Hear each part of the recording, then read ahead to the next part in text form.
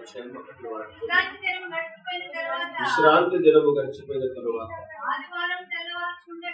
ఆదివారము తెల్లవారుచుండగా మగ్దలేని మరియయు వేరొక మరియయు సమాధిని చూడవచ్చింది.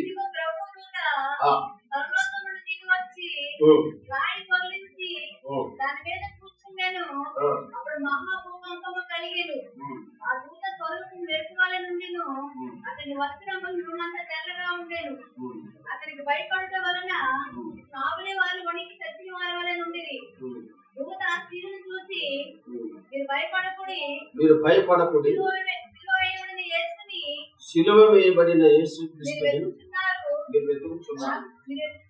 నాకు తెలియదు, ఆయన ఇక్కడ లేడు, చెప్పినట్టే ఆయన లేచి ఉన్నాడు. అలాగే లూకాసు సువార్త 24వ అధ్యాయము 1వ వాక్యం.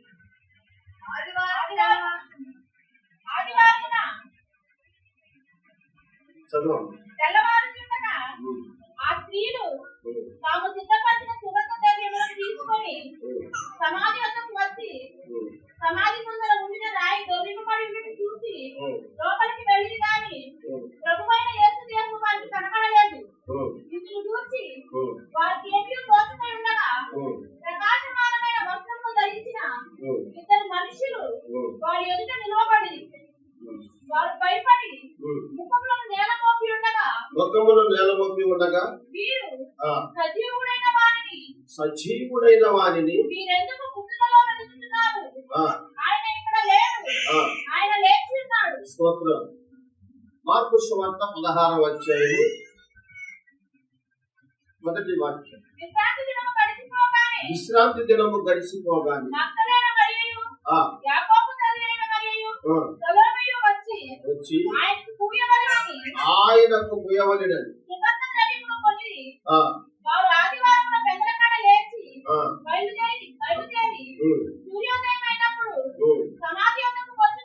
సమాధి వద్దకు వచ్చుచుండగా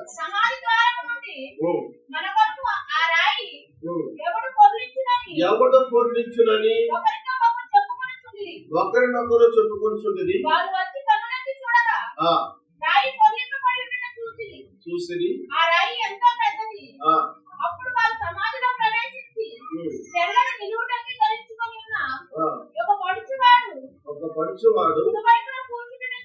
చూసి మిగుల కలవరపడి అందుకతడు కలవరపడకుడి, సిలువ వేయబడిన నజరేయుడైన యేసును మీరు వెతుకుచున్నారు, ఆయన లేచి ఉన్నాడు. చాలా దేవునికి స్తోత్రం.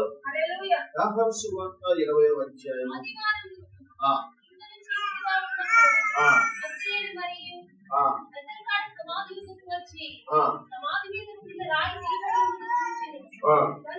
కనుక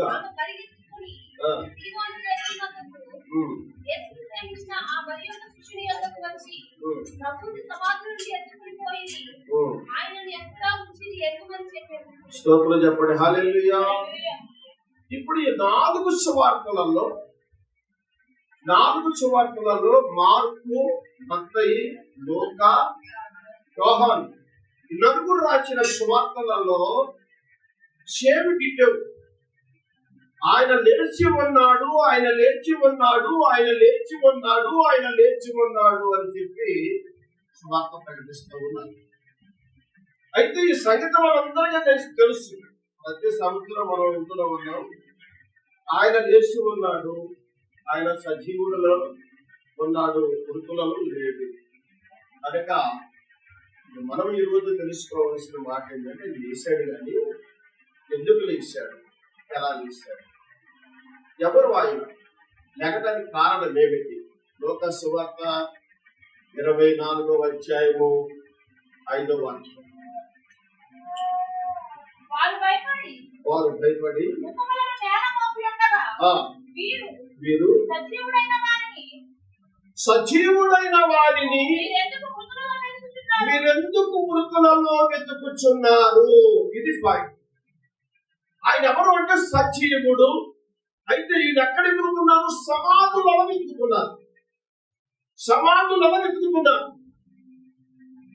దేవుని వాక్యం ఏం చెప్తుందంటే, మనము కూడా వాక్యం వింటున్నాము. యేసుక్రీస్తు దేవుడని తెలుసు, ఆయన రక్షకుడు అని తెలుసు, ఆయన మన కొరకు ప్రాణం పెట్టారని తెలుసు. అన్ని తెలిసి కూడా ఆపద వచ్చినప్పుడు ఆయన మర్చిపోతుంది. స్తోత్రం చెప్పండి ఒకసారి. ఆపద కలిగినప్పుడు ఎక్కడికెక్కడిగా వెళ్ళిపోతావు కానీ మొదటగా దేవుని సన్నిధికి వెళ్ళావు. ఇది ప్రాముఖ్యమైన విషయం. ఎక్కడెక్కడ ఎదుగుతావు, ఎవరెవరినో ఎదుగుతావు, ఎవరెవరో సహాయం కోరుతావు, కానీ ఆయన మృతులలో లేడు, సజీవుడైన వారిని మీరు ఎందుకు వెతుకుతున్నారు? ఎతకవలసింది మృతులలో కాదు, ఎవరిలో ఎతకాల? సజీవుడైన వాడైనా. ఆయన సజీవుడు, మరణము లేనివాడు, మరణమాని ముల్లెక్కడని శాసించిన వాడు. సచ్చి బ్రతికిన వారి లోకానికి ఎందరో రావచ్చు, కానీ సచ్చి బ్రతికి మరణం ఎంతనే చచ్చిపోయి రీసెంట్గా ఒక డాక్టర్ ఒక మనిషి ప్రాణాన్ని ఎలా నిలబెట్టాలి, ఇదొక్కటి కనిపెడితే చాలని అమెరికా ఒక మంచి డాక్టర్ ఆయన ఏం చేసి ఉన్నాడంటే, ఒక వ్యక్తి ప్రాణమైన వెంటనే అతన్ని ఒక్క 4 నిమిషాలు తన ప్రయత్నం అంతా చేసి 4 నిమిషాలు బంధించి 4 నిమిషాలు ఆ ప్రాణాన్ని బంధించినప్పుడు, ఆ 4 నిమిషాలు ఎన్నెన్నో ప్రయత్నాలు చేసినప్పుడు, ఎన్నో రకాల ఇంజక్షన్లు చేసినప్పుడు ఆ 4 నిమిషాలు ఆ మనిషి బ్రతికలాడట. ఆ 4 నిమిషాలలో తనతో మాట్లాడేది ఏంటంటే, నేను బ్రతికున్నానని అనుకున్నాను, కానీ నేను ఎక్కడున్నానంటే మృతులలో ఉన్నాను. అయ్యా నువ్వు బ్రతికున్నావు కదంటే, లేదు నేను సమాజుల మధ్యలో ఉన్నాను, సమాధుల మధ్యలో ఉన్నాను అని అంటున్నాడంట. లేదు నువ్వు బ్రతికున్నావు అంటున్నాడు డాక్టర్. లేదు నేను సమాధులలో ఉన్నానయ్యా అని అంటున్నాడు. 4 నిమిషాల తర్వాత మన్నా చనిపోయాడు. ఇక తిరిగి అక్కడ బ్రతికించడానికి అవకాశం లేదు. కనుక ఏదైనా కనిపెట్టారేమో కానీ సైంటిస్టులు కానివ్వండి, శాస్త్రవేత్తలు కానివ్వండి, డాక్టర్లు కానివ్వండి, ఇంకా చాలా పెద్ద పెద్ద వ్యక్తులందరూ కూడా చాలా రకాల కనిపెట్టారు, కానీ మనిషి ప్రాణములు మాత్రం మరణము నుండి జీవములోకి నడిపించడం మాత్రం ఎవరి వల్ల కాలేదు. ఆ ఒక్కడ మాత్రమే నా ప్రభు అయిన యేసుక్రీస్తు ఒక్కడే. స్తోత్రం చెప్పాలి. మరణమును గెలిచిన వాడు ఒక్కడే, నజరేయుడైన యేసు ఒక్కడే మరణమును గెలిచిన వాడు. ఈ ప్రపంచంలో మరణమును గెలిచిన వాడు ఎవడు లేడు. యేసు ప్రభు ఒక్కడ మాత్రమే పునరుత్థానుడిగా మరలా జన్మించినట్టుగా మనం చూస్తున్నాం, బ్రతికినట్టుగా మనం చూస్తున్నాం. కనుక ప్రియమైన దేవుని బిడ్డలారా, పరిశుద్ధ గ్రంథంలో మరొక మాటను మనం జ్ఞాపకం చేసుకున్నాం. చూడండి, ప్రకటన గ్రంథము మొదటిగా ఆయన సజీవుడు, రెండోదిగా ప్రకటన గ్రంథము 1వ అధ్యాయము 18వ వాక్యం. నేను మొదటి వాడను, కడపటి వాడను, జీవించువాడను, మృతులనైతిని గాని, ఇదిగో మృతుడనైతిని గాని యుగయుగములకు సజీవుడనై ఉన్నాను. మరణము యొక్కయు పాతాళ లోకము యొక్కయు తాళపు చెవులు. స్తోత్రం చెప్తారా ఒకసారి? మరణపు పాతాళపు తాళపు చెవులు ఎవరి స్వాధీనములు అంటే పునరుత్థానుడైన యేసు ప్రభు వారి స్వాధీనములు.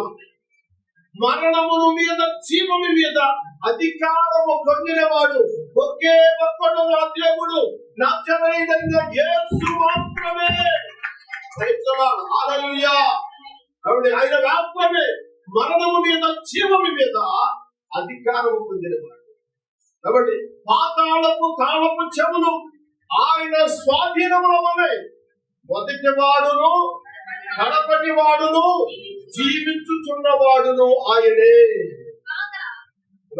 ఏం కావాలంతకంటే నీకు గుర్తులు? ఇంకా ఆయన సజీవుడు, రెండోది, ఆయన జీవించుచున్నవాడు పాతాళపు తాళపు ఆయన స్వాధీనముల ఉంది. ఎందుకంటే ఏం కావాలండి? ఆధారం నీకు యేసు ప్రభు వారు తిరిగి లేచారని అనుకోవడానికి ఇంతకంటే ఆధారాలు నీకేం కావాలా? ఆ సమాధి రాత్రి సమాధి అది గురించి ఏర్పాటు చేసుకున్న సమాధి.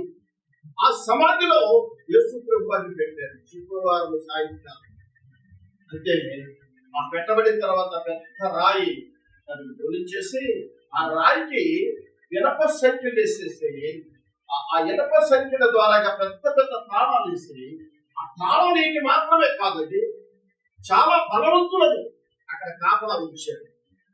చాలా బలవంతులను కాపలా ఉంచారు. అయితే వారు చూస్తూ ఉండగా ఆ రాయి తొలగించబడుతుంది. గొప్ప ప్రకాశమానమైన ఆ ఎలుగు ఆ సమాధుల నుంచి రావటం చూసి వారు అక్కడ ఏమైపోయారో తెలుసా? వనికి కదలలేక మెదలలేక వికంపుల అక్కడ ఒక్కమారిగా చూసినట్లయితే వారందరూ కూడా ఏం చేయాలి అర్థం కాక నిలిచిపోయి, వాళ్ళకి ఏమి అర్థం కాలేదు. ఆ గొప్ప వెలుగు చూసినప్పుడు వాళ్ళకి మైండ్ పనిచేయలేదు. అందుకనే ఆయన లోకానికి వెలుగై ఉన్న దేవుడు. యాకోబు సువార్తలో అంటాడు, ఆయన లోకానికి వెలుగై ఉన్న దేవుడు, లోకానికి వెలుగై ఉన్న. మరొక మాటను మనం చూసుకున్నాం. మొదటి ఆయన మృతులలో సజీవుడైన వాడిని మీరు ఎందుకు ఎదుర్కొన్నారు? రెండో మాట, ఆయన మొదటి వాడు, కడపట్టేవాడు, జీవించుకున్నవాడు. ఆ తాళపు చెవులు అతని స్వాధీనంలో. మూడో మాట పరిశుద్ధ గ్రంథంలో చూడండి, మూడో మాట మన గమనిక. రోమిలకు రాసిన పత్రిక 4వ అధ్యాయము 25వ వాక్యం చదువుతున్నాం. రోమిలకు రాసిన పత్రిక. ఆయన ఎవరంటే మన అపరాధముల నిమిత్తము అప్పగింపబడి మనము నీతిమంతులుగా తీర్చబడుటకు లేపబడేను. స్తోత్రం చెప్పండి ఒకసారి. ఎందుకు ఆయన లేపబడాడంటే అవినీతి పరుడుగా ఉన్న మనము, పాపములో ఉన్న మనము, శాపములో ఉన్న మనం అందరినీ నీతిమంతులుగా మార్చడానికి ఆయన అప్పగించబడి తిరిగి ముందు లేచిన సజీవుడు. మనలను నీతిమంతులుగా మార్చడానికి, మనలను పవిత్రులుగా మార్చడానికి ఆయన పరిశుద్ధ రక్తము ద్వారా కడిగి మనలను పవిత్రులుగా మార్చి, మనలను నీతివంతులుగా మార్చి, ఆ నీతి రాజ్యానికి వారసులుగా చేర్చుకోవడానికి ఆయన పరిశుద్ధ రక్తము ద్వారా అపరాధములను బట్టి ఆయన అప్పగించబడ్డాడు. దీన్ని జాగ్రత్తగా గమనించాలా. ఎప్పుడు ఆయన లేచిన సంగతి అందరికీ తెలుసు. అక్కడ మరి వచ్చింది, మరొక మరి వచ్చింది, సలోమియ వచ్చింది, అంటే వీళ్ళందరూ వచ్చారు. ఎవరి దూత చెప్తాము ఆయన ఇక్కడ లేడు, ఎందుకు కనిపించారు. మరి కొన్నిసార్లు అయితే మరొకసారి అయితే వారు సుగంధ ద్రవ్యములను తీసుకుని వచ్చినట్టు చూస్తారు. అంటే శక్తులు అతను అతను ఇది తీసుకుని వచ్చారు. ఎందుకని వాడు ఉద్దేశం ఏంటంటే యశోప్రభు ఏం చెప్పాడంటే, నేను మరణించి తిరిగి లేచుతాను 3 రోజులని చెప్పాడు. ఆ శిష్యులతో చెప్పాడు, ఆ స్త్రీలైన వారితో కూడా చెప్పాడు. అయితే వాళ్ళు ఎక్కడ కనిపించారంట? సమాధిలో బ్రతకడానికి వచ్చినట్టుగా చేస్తారు. కనుక మనం ఈరోజు అలాంటి పరిస్థితి మనం కలిగి ఉండదు. ఆయన లేచాడు. మరి ఏమై ఉన్నవాడు దేవుడు? ఆయన ఏమై ఉన్న దేవుడు? రోమిలికి రాసిన పత్రిక చూడండి. రోమిలికి రాసిన పత్రిక 1వ అధ్యాయము 1 నుండి 3 వాక్యాలు చదువుతుంది.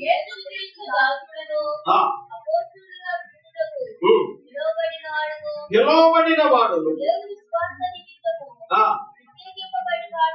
ప్రత్యేకింపబడిన వాడునైనా పౌలు రోమిలికి రాసిన పత్రిక 10వ అధ్యాయం 3వ వాక్యం చదవండి. రోమిలికి రాసిన పత్రిక 10వ అధ్యాయము 3వ వాక్యం. వారు దేవుని నీతిని వెరుగక స్వనీతిని, దేవుని నీతికి లోబడలేదు, విశ్వసించు ప్రతి వారికి నీతి కలుగుటకై. దేవునికి స్తోత్రం చెప్పండి. ప్రతివాడు నీతివంతుడగుటకు ఆయనను సమర్పణగా అప్పగించింది. ఇందాక మనం చదువుకున్న మాటలో మన అపరాధముల కొరకు మన అపరాధముల నుంచి విడిపించబడటానికి ఆయన అప్పగించబడ్డాడు. మనలను నీతివంతులుగా మార్చడానికి ఆయన పరిశుద్ధ రక్తం సిద్ధించాడు. యేసు ప్రభువు ఎదిగి లేచింది దేనికంటే మనలను నీతివంతులుగా చేయడానికి. ఏదో అద్భుతం చేసాడు, ఆశ్చర్యకార్యం చేశాడు అనే దాని గురించి కాదు, కానీ మనలను నీతివంతులుగా తీర్చి ఆయన రాజ్యమును మనం చేర్చడానికి వచ్చాడు. రెండోది పరిశుద్ధ గ్రంథములో చూడండి, రెండోదిగా మనం గమనించిన ఫిలిప్పీలకు రాసిన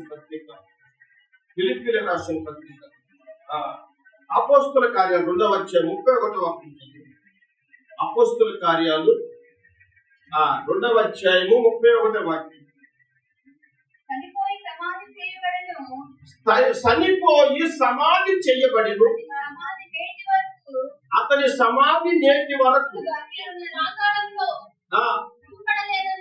ఇవ్వబడలేదని, తన శరీరము కుళ్ళిపోలేదని దావీదు ముందుగా తెలుసుకొని, తన శరీరం ఏం కాలేదట, కుళ్ళిపోలేదట. తన శరీరం ఏం కాలేదు, కుళ్ళిపోలేదు. దావీదు ముందుగా ఆ విషయాన్ని తెలుసుకున్నాడట. కాబట్టి ఆ మాటలు ఆయన పునరుద్ధానము గురించి చెప్పాను. ఈ యేసును దేవుడు లేపెను. స్తోత్రం చెప్పండి ఒకసారి. ఎవరు సాక్షులట? దీనికి మేమందరము సాక్షులము. దేవుడు ఆయనను లేపి ఉన్నాడని చెప్పి దేవుడు ద్వారా ఆయన చేసింది. తండ్రి అయిన దేవుని ద్వారాగా ఈ లోకానికి వచ్చి బలిగా అర్పించబడ్డాడు. అదే దేవుడు వల్ల ఆయనను మరణము నుండి లేపి ఉన్నాడు కనుక సాక్ష్యం ఇస్తూ ఉన్నారు. మన శిష్యులు సాక్ష్యం ఇస్తూ ఉన్నారు. ఈరోజు మన సాక్ష్యం ఏంటంటే ఆ పునరుత్థాన పండుగ చేసుకొని ఏదో యేసు ప్రభువారు గారు తెలిసారని ఇంకా ఆ పసి పిల్లవాడిలాగా, పాలు తాగుతున్న పిల్లవాడిలాగా మన ఆలోచన ఉండకూడదు. కానీ ప్రభు 2026 సంవత్సరాల క్రితమే మనందరి కొరకు ఒక్కసారిగా బలిగా అర్పించబడి మనందరి నీతిమంతులుగా చేయడానికి ఆయన రక్తాన్ని చెందించి ఆయన పాతి పెట్టబడి మనందరి కొరకు తిరిగి లేచాడు. ఆయన మరణము మన జీవముగా మార్చబడి ఉన్నది. స్తోత్రం చెప్పండి. హల్లెలూయా, దేవునికి స్తోత్రం. పాతాళము తాళపు చెవులు ఆయన స్వాధీనము ఉంచుకొని ఉన్నాడు. అందుకని మరణము మీదను జీవము మీదను ఆయనకి అధికారము కలదు. ఆయనకి అధికారము. అందుకని సాక్ష్యం ఏంటంటే దేవుడు సాక్ష్యం ఇస్తున్నాడు. మొట్టమొదటి దేవుడు నేర్చుకున్నాడు. ఆయన సజీవుడై ఉన్నవాడు ఒకటి. ఆయన గురించి దేవుడే సాక్ష్యం ఇస్తున్నాడు. ఇంకేమి సాక్ష్యం ఇస్తున్నాడంటే మత్తయి సువార్త 3వ అధ్యాయంలో మనం చూస్తే యోహాను భక్తుడు ఆయనకి బాప్తిసం ఇచ్చినప్పుడు ఆకాశంలో నుండి తండ్రి అయిన దేవుడు స్వరం వినపడుతుంది. ఏమన్నా తెలుసా? ఈయన నా ప్రియ కుమారుడు, ఈయన యందు నేను ఇదిగో నేనే నా ప్రియ కుమారుడు, ఈయన యందు నేను ఆనందించుతున్నాను.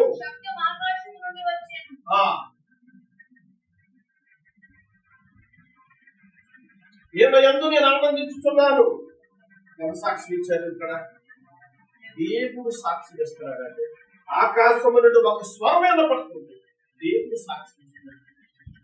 ఎందుకంటే ఆధారాలు నీకేం కావాలి? యేసు ప్రభువారు ఎంతకంటే ఆధారాలు నీకేం కావాలి?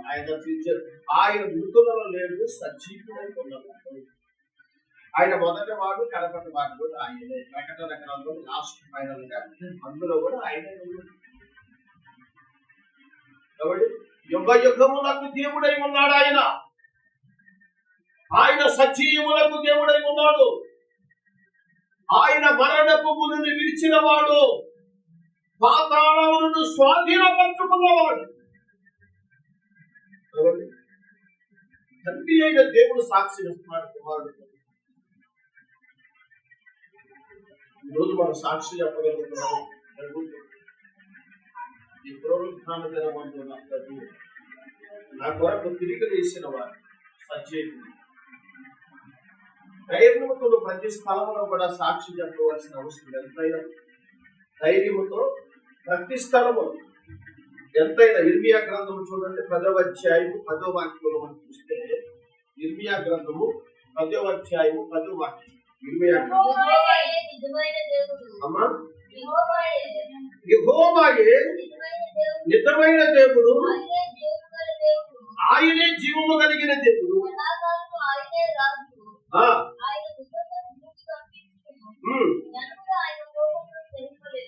స్తోత్రం చెప్పండి. ఆయనే దేవుడు అనే మాటకి స్పష్టమైన సాక్ష్యాలు మనకు తెలియపడుతున్న అపోస్తుల కార్యం 13వ అధ్యాయం 34వ. అపోస్తుల కార్యాలు 13వ అధ్యాయము 34వ. 13వ అధ్యాయం 34.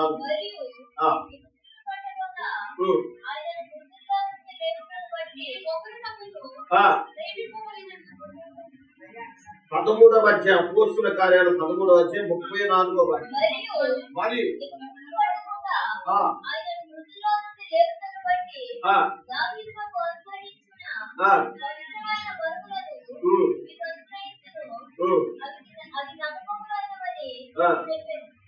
ఆయన శరీరం కుళ్ళు కట్టుకోకుండా లేపుకున్నాడని. మూడోదిగా కొరింథీయులకు రాసిన మొదటి పత్రిక 15వ అధ్యాయం 42వ వాక్యం. కొరింథీయులకు రాసిన మొదటి పత్రిక 15వ అధ్యాయము 42వ వాక్యం. మృతుల పునరుత్థానమును అలాగే శరీరము క్షయమైనదిగా ఎత్తబడు, అక్షయమైనదిగా లేపబడు, బలహీనమైనదిగా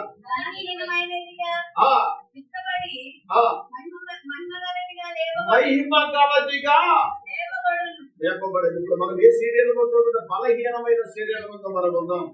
మహిమ శరీరము రేపైన యేసుక్రీస్తు ద్వారా మనం ధరించుకోకపోతున్నాం. మహిమ శరీరము ధరించుకోబోతూ ఉన్నాం. బలహీనమైన శరీరముతో ఇప్పుడు మనం ఉన్నాము. క్రీస్తు ద్వారాగా మహిమ శరీరాన్ని ధరించుకోబోతున్నాం. అందుకనే యేసు ప్రభువు మానవ శరీరధారిగా ఈ లోకానికి వచ్చాడు. ఆయన మరణించి తిరిగి లేచిన తర్వాత ఏ భక్తులు కూడా ఆయన అందుకోవడానికి అవకాశం లేదు. ఎందుకో తెలుసా? ఆయన మహిమ శరీరంతో వేసుకున్నాడు. మహిమ శరీరంతో వేసుకున్నాడు. ఆత్మ స్వరూపిగా వేసుకున్నాడు. 40 దినములు తన శిశువులకు కనపడి 40 దినములు ఆయన సాక్ష్యం ఇచ్చి భూమి మీద 40వ రోజున ఆయన ఆకాశమునకు తండ్రి యొక్క వెళ్ళిపోయినట్టుగా మనం చూసుకుంటున్నాం. కనుక ప్రియమైన దేవుని బిడ్డలారా, మంచి సాక్ష్యాలు ఉన్నాయి బైబిల్ గ్రంథంలో. ఆయన దేవుడని, ఆయన సజీవుడని, ఆయన శరీరము కుళ్ళుబట్టదని, ఆయన పాతాళపు స్థానపు చెవులు ఆయన స్వాధీనపరచుకుని ఉన్నారు. ఇక ఎన్నో ఆధారాలు ఆయన జ్ఞాపకపడ్డాడు. ఎవరు మన కొరకు, మన అతిక్రమముల కొరకు ఆయన అప్పగించబడ్డాడు. ఎన్నో ఆధారాలు మనకుంటే మనం ఎప్పుడు ఆ మరియా మార్గం గురించి, ఆ సమాధి దగ్గర రాయి బోధించారా లేదు, తెచ్చారా లేదు, పూజ చేశారా లేదు. ఎప్పుడు ఇదే వాడితే వాడరా పాస్పాలు దాసురాజు ఎప్పుడు ఇది చెప్పుకుంటే అయిపోతుంది. లేచాడు ఎందుకు లేచాడు? అది సజీవుడు కనుక లేచాడు. ఎందుకు లేగలిగాడు? అది శరీరం కుంటుపట్టుకోవడం లేచాడు. ఎందుకు లేచాడు? మనలను నీతిమంతులుగా మార్చడానికి లేచాడు. స్తోత్రం చెప్పండి. మనలను నీతిమంతులుగా మార్చడానికి లేచాడు. మనలను సజీవులుగా మార్చడానికి లేచాడు. ఆయన ఉన్న స్థలంలో మనలను చేర్చడానికి లేచాడు ఆయన. అది వాస్తవాలు వదిలిపెట్టేస్తే ఎప్పుడు కూడా మనము ఆ మరియా మీదకి వచ్చేది, ఆ మాట మీదకి వచ్చేది, ఆ సలోమి ఎందుకు వచ్చేది, ఎందుకు వచ్చాడు వాడు? యేసుప్రభు చెప్పాడు కదా. చెప్పిన తర్వాత కూడా ఎందుకు సమాధి దగ్గరికి వెళ్ళాలి? ఎందుకు వెళ్ళాలి? ఎలితే ఎందుకు వెళ్ళాలి చెప్పాలి. వెళ్ళాలి, ఎలితే ఎందుకు వెళ్ళాలి అంటే ఆయన చెప్పాడు కనుక, ఆయన సజీవుడే లేచాడు కనుక ఇప్పుడు అక్కడికి వెళ్ళడానికి అసలు అధికారమే లేదు. మరి ఏమైపోతాడు అని దాని గురించి వెళ్ళాలి. ఏమై ఉన్నాడని దాని గురించి వెళ్ళాలి. ఆల్రెడీ అక్కడ చెప్తున్నారు ఆయన లేచాడు, ఇక మీరు ఎక్కాల్సిన అవసరం లేదు. మృతులలో మీరు ఇక్కడ వెతుకుతున్నారు ఎందుకు? ఆయన సజీవుడై ఉన్నాడని చెప్పి అంటున్నాడు. లోకసభ 24:5 ఇంకా మనం ఎందుకు లాభం చెప్పండి. ఆయన సజీవుడు మన మధ్యలో ఉన్నాడు. ఆయన సజీవుడు, ఆయన పరిశుద్ధాత్మ దేవుడు మన మధ్యలో ఉంచాడు. ఆయన సంపూర్ణమైన కృప చేత మనందరినీ ఆయన రాకడి సమయంలో తీసుకుని ఉండడానికి మళ్ళా రాబోతూ ఉన్నాడు కనుక మనం ఆయన శాశ్వతమైన కృపను పొందుకోవడానికి నమ్మకస్తున్న దేవుడు మన కొరకు తిరిగి లేచాడని మనం నమ్మినయ్యాడలా ఈరోజు దేవుడి అద్భుతమైన కార్యాలు మీ జీవితంలో దేవుడు జరిగిపోతున్నాడు. ఫిలిప్పీలకు రాసిన పత్రిక చదువుతాం త్వరగా. ఫిలిప్పీలకు రాసిన పత్రిక 2వ అధ్యాయం 9 చదువు. ఫిలిప్పీలకు అమ్మా అందుచేతను పరలోకమందున్న వారిలో గాని, భూమి మీద ఉన్న వారిలో గాని, భూమి కింద ఉన్న వారిలో గాని ప్రతి వారి మోకాళ్ళు యేసు నామములో మొక్కునట్లు ప్రతి నాలుకయు తండ్రి అయిన దేవుని మహిమార్థమై యేసు క్రీస్తు ప్రభు అని ఒప్పుకున్నట్లు దేవుడు ఆయనను అధికముగా హెచ్చించి ప్రతి నామమునకు పై నామముగా స్తోత్రం చెప్పండి ఒకసారి. దేవునికి స్తోత్రం.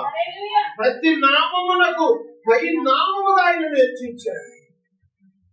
ఎంత హీనంగా ఈ లోకంలో ఆయన మరణము జరిగి ఉందో మనందరికీ తెలుసు. ఒక దొంగని విడుదల చేయండి, యేసు ప్రభు వారిని మాత్రం సిలువ వేయండి. బరబ్బా దొంగను విడుదల చేయండి, యేసు ప్రభుని సిలువ వేయండి అని అంటే ఒక దొంగ కంటే హీనంగా చూశారు. ఒక దొంగ కంటే ఏనాటి హీనంగా చూశారు. ఇద్దరు దొంగల మధ్య సిలువ వేశారు. అంత దీనంగా ఆయన చూశారు. ఇప్పుడైతే అన్ని నామముల కంటే పై నామము కలిగిన వాడిగా ఆయనను నా దేవుని వెచ్చించుకున్నాను. స్తోత్రం చెప్పండి. హల్లెలూయా. దేవునికి స్తోత్రం. అన్ని నామముల కంటే చూడండి. దశలోనికి రాసిన పత్రిక 1వ అధ్యాయం 10వ వాక్యం చూడండి. దశలోనికి రాసిన పత్రిక 1వ అధ్యాయం 10వ వాక్యం. అక్కడ జనులు మమ్మును గూర్చి మరియు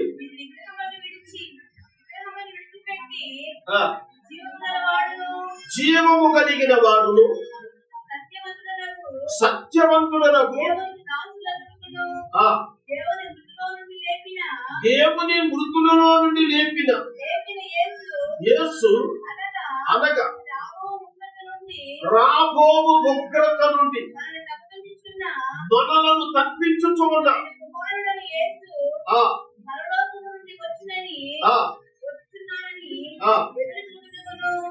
దేవుని స్తోత్రం. ఎందుకు లేచాడు ఆయన? ఉగ్రత నుండి తప్పించడానికి. అమ్మా వందనాలు. ఎందుకు లేచాడు ఆయన? ఉగ్రత నుండి మనను భయంకరమైన ఉగ్రత నుండి తప్పించడానికి ఆయన లేచాడు.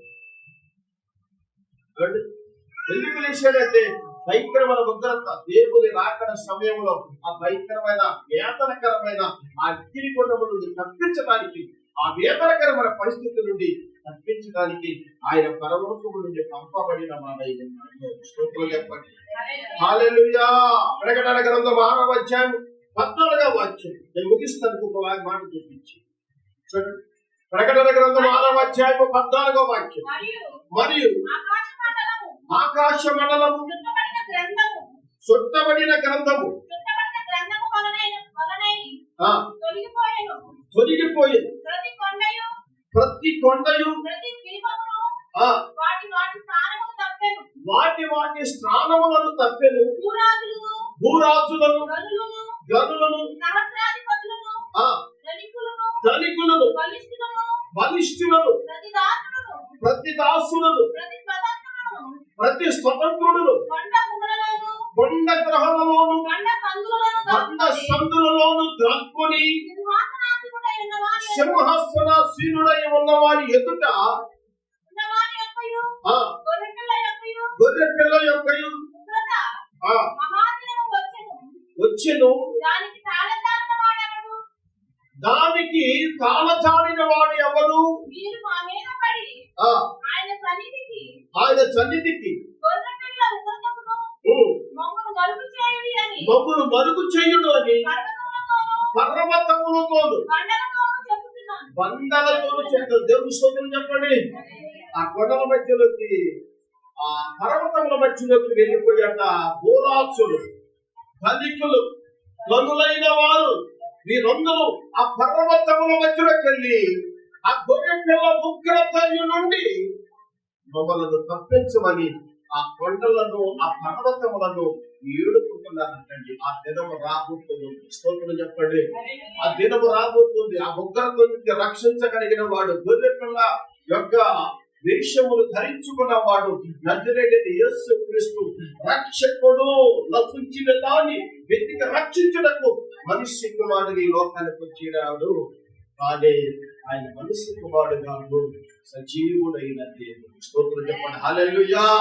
ఉగ్రత నుండి తప్పించుకోవడానికి గనులైన వారు, శాస్త్రాధిపతులు, అనేకమైన గొప్ప గొప్ప వాళ్ళందరూ కూడా పర్వతముల మధ్యలోకి పోయి ఆ బండ సందులలో దాక్కుని ఆ ఉగ్రత వచ్చినప్పుడు, దేవుని ఉగ్రత వచ్చినప్పుడు, అయ్యో ఈ ఉగ్రత నుండి మమ్మల్ని కాపాడమని ఆ పర్వతములను వేడుకుంటున్నారు. ఆ దినము రాబోతుంది. ఆ దినము రాబోతుంది. అందుకనే పర్వతములను, రాళ్లను, చెట్లను, పుట్లను నమ్ముకోవటానికి కాదని నిన్ను వేర్పాటు చేసుకుంది. ఆయన స్వరూపమందు నిన్ను నన్ను వేర్పాటు చేశాడు కనుక ఆయన మొదటి మానవుడు ద్వారా పాపం వచ్చి ఉంది, కడబట్టే మానవుడు ద్వారా రక్షణ మనకు తెచ్చి ఉన్నాడు. స్తోత్రం చెప్పండి. హల్లెలూయా. అందుకే ఆయన తిరిగి లేచి ఉన్నాడు. ఉగ్రత నుండి తప్పించడానికి తిరిగి లేచి ఉన్నట్టుగా మనం చూస్తూ ఉన్నాం. చూడండి, మరొక మాటను మన యోహాను సువార్త 17వ అధ్యాయము 15వ వాక్యం చదువుకుందాం. యోహాను సువార్త 17వ అధ్యాయము 15వ వాక్యం. నీవు లోకములో నుండి లేదు గాని దుష్టుల నుండి వారిని కాపాడుమని ప్రార్థించుతున్నాను. దుష్టుల నుండి తప్పించుకోవటానికి, దుష్టుల నుండి కాపాడటానికి ఆయన ఒక్కడ మాత్రమే నిన్ను కాపాడగలిగినవాడు. ఆయన మాత్రమే నిన్ను రక్షించగలిగినవాడు. ఆయన మాత్రమే నిన్ను బ్రతికించగలిగినవాడు. ఆయన మాత్రమే పరలోకానికి నిన్ను చేర్చగలిగిన సజీవుడు. అందుకే ఆయన నామములో తప్పనించి ఏ నామములో ఈ రక్షణ లేదు అని చెప్తున్నారు. కనుక ప్రియమైన మాట్లాడా దేవుని సన్నిధి ఆయన ఎప్పుడో లేచి ఉన్నాడు. ఎప్పుడో ఒక్కసారే బలి అయిపోయింది. మనం ప్రతి సంవత్సరం ఆయన ఏం చేస్తానో మళ్ళీ మళ్ళీ జ్ఞాపకం చేసుకోవడానికి తప్పనించి దేవుని వాక్యము ఇంకా అదే విషయం రాయవద్దు చెప్తారు. ఎప్పుడో గమనించేశారు. ఎవరు గమనిస్తారు? నీ రాయవద్దు గమనించుకోవాలి. ఎవరు గమనించారు? ఆయన గమనించారు. ఆయన తొలించాడు. ఆయన రాయి కూడా, మన రాయి కూడా ఆయన తొలించాడు. ఆయన రాయి తొలించాడు, మన రాయి కూడా తొలించాడు. అంటే మన శిక్ష అంతా కూడా ఆయననే చేసుకుని, మన భారం అంతా ఆయననే చేసుకొని, ఆయన మనకు జీవములను అనుగ్రహించి ఆయన మరణములు మన అతిక్రమముల కొరకు ఆయన నలగొట్టబడెను. మన అతిక్రమముల కొరకు యెషయా గ్రంథం 50 కూడా వచ్చాయి. విన్నారా? కనుక దేవుని వాక్యం చెప్పుకుంటే ఆయన సజీవుడైన వాడు. తండ్రి సాక్షి చేస్తున్నాడు. ఎందుకు విషయాలంటే ఆయన మన ఉగ్రత నుండి తప్పించడానికి వేశాడు. మనలను నీతిమంతులుగా చేయటానికి వేశాడు. పాతాళపు శివుడు ఆయన స్వాధీనం పరచుకుని ఉన్నాడు. కనుక క్రీస్తునందు నమ్మకస్తులు ఎందరైతే దేవుని రాకడ వరకు నమ్మకస్తులుగా ఉంటారో వారందరండి ఆయన రాకడ జనపడుతూ ఎత్తబడ్డ గుంపులో ఉంచుతాడు. సజీవుడైన వాడు మనందరూ కూడా సజీవుడిగా ఉంచుకుంటాడు. స్తోత్రం చెప్పండి. హల్లెలూయా. మార్చేప్పుడు ఏం చేస్తాడు? మరణకరమైన పరిస్థితి. 10 సార్లు హైదరాబాద్ వెళ్తే ఆపరేషన్ చేసినా చనిపోతాడు, చేయకపోయినా చనిపోతాడు. ఎందుకయ్యా ఇంకా అని అంటే ఆ తర్వాత ఇంటికి కూడా రాకోకుండా మందిరంలో ఉండి ఆ పైన గుడారము కట్టుకొని ప్రార్థన చేసుకోవడం మరి 1.5 సంవత్సరము బెడ్ మీద పడుకోవడం అన్నీ ఆ బెడ్ మీద. అలాంటి పరిస్థితుల్లో ప్రభు జీవించుకున్నాడు కనుక, మరణపు ముందు గెలిచినవాడు కనుక నా మీదకి వచ్చిన మరణం డాక్టర్లు ఖచ్చితంగా ఆపరేషన్ అయినా చనిపోతాం, కాకపోయినా చనిపోతాం అని చెప్పితే దేవుడు మాత్రము 21వ కీర్తన 4వ వాక్యం ద్వారా నన్ను ప్రతిష్ఠించి సజీవుడిగా ఉంచి ఆయన ఎదుట ఈ 2026 సంవత్సరంలో ఈ పునరుత్థాన దినము ఆయన సన్నిధిలో ఒక సాక్ష్యతగా నిలబెట్టుకుంటున్నాను. Praise the Lord. దేవునికి స్తోత్రం. ఎందుకంటే ఏమి ఆధారాలు కావాలండి? ఆయన సజీవుడని దేవుడని వాటికి ఏమి ఆధారాలు కావాలండి? ఇంకా ఎలాంటి ఆధారాలు కావాలి? నేనే జీవం, నేనే మార్గం, నేనే సత్యం, నా ద్వారా తప్పనిచ్చి ఎవడును తండ్రి యొద్దకు శాంతించబడలేదు అని చెప్తున్నాడు. ఇంకా ఆధారాలు ఏం కావాలి? ఇంత గొప్ప దేవుడు మనం పొందుకున్నందుకు, ఎంత గొప్ప రక్షకుడు మనం పొందుకున్నందుకు, ఎంత గొప్ప దేవునికి మనము బిడ్డలుగా ఉన్నందుకు మనం ఎంతగానో ఈ రోజు ఈ పునరుత్థాన దినమందు సంతోషించే విధంగా తల వచ్చండి. ప్రార్థన చేసుకున్నాం. యేసయ్యా మీకు వందనాలు, స్తోత్రాలు ప్రభు. కృపగల తండ్రి, దయగల తండ్రి, ప్రేమగల తండ్రి, స్తోత్రాలు స్తోత్రాలు స్తోత్రాలు స్తోత్రాలు. యేసయ్యా మీకు వందనాలు, దైవమా మీకు వందనాలు, సర్వశక్తిమంతుడా మీకు వందనాలు. నిజమే ప్రభు, మేము ఇంకా సమాధుల మధ్య వెతుకుతున్న వారిగా, అవివేకుల వల్ల, అయ్యా న్యాయస్తుల వల్ల, ఇంకా తండ్రి బుద్ధి లేని స్థితిలో సమాధుల మధ్య ఉండేవాడిని కాదయ్యా. సమాధుల నుంచి మా ప్రాణములు విమోచించుకుంటే గోతికి పాపడం మమ్మల్ని కాపాడుతున్నది. మరణవాణి ఎక్కడ శాసించలేదు. మరణమును గెలిచిన వాడము, సజీవుడిగా ఉన్నవాడము నీవు కాక ఈ లోకములు ఎవరు అన్ని నామముల కంటే పై నామముగా హెచ్చరించబడిన వాడు. ప్రతి నామం, ప్రతి మొక్క నీ నామములో మోకరించు. ప్రతి నాలుక నిన్ను స్మరించే రోజుగా ఉంటుంది. తెలియకనే అనేకులు తిరుగుబాటుగా మాట్లాడుతుంది. తెలియకనే 3 మేకులు పీక్కోలేదని, తెలియకనే 5 మేకులు పీక్కోలేకపోతున్నారు. ఆయన అట్లాంటి వాడు, ఎలాంటి వాడు? ఆయన రక్తం మా పాపములు ఎందుకు కడిగించారు? తెలిసి తెలియక మూర్ఖులు ఈ లోక ధనము కొరకు ఆశపడి ఎన్నో రకాలుగా మాట్లాడుతున్నారు. నీవు వృద్ధులను లేవయ్యా, సజీవుడు, గొప్ప దేవుడు, సృష్టికర్త అనే దేవుడు నీవు కాక మాకు ఎవరున్నారు? నేను పరిపూర్ణంగా నమ్ముచున్నాను. మేము విశ్వసించి నమ్ముతున్నాం. మేము మీ కృప పొందుకొని నమ్ముకొని ఉన్నాము తండ్రి. ఎవా